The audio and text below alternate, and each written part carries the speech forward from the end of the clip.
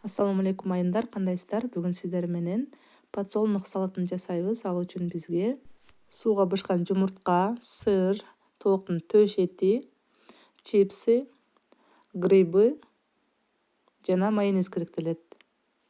Алгач сууга бышкан жумурткабызды чоң-чоң кылып эле туурап алабыз. Салаттарга негизи кошулмаларды чоң-чоң кылып туурасаңыздар, салатыңыздар көрөнүктүү болот. Жумурткабызды туурап алдык. Эми чоң чуңкур идишибизге салып, артынан сырды туурап алабыз. Сырды дагы ушундай чоң-чоң эле формада кесип алсаңыздар болот. Мен 3 бурчтук формада кесип алдым. Сырларды салганда сөзсүз түрдө ажыратып салыңыздар, себеби дегенде бири-бирине жармашып калышат.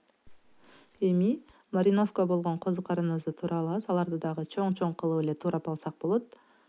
Эгерде сиздер айыл жергесинде ушундай мариновка болгон козу карын таппасаңыздар, анда весовой саткан козу карындар бар го, ошолорду эле сатып келип, майга кууруп, салатыңыздарга кошсоңуздар болот.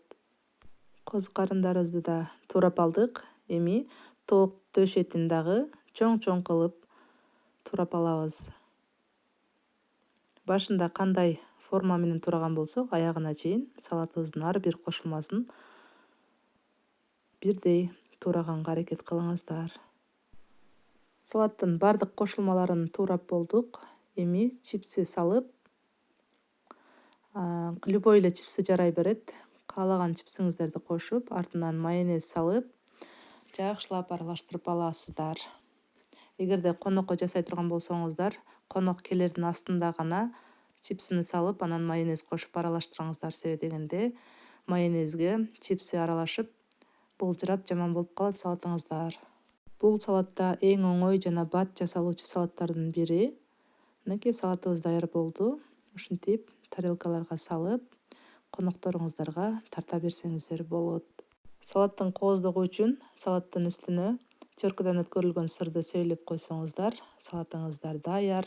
Ар бириңиздерден фото отчет күтөмүн. Баарыңыздарга ийгилик.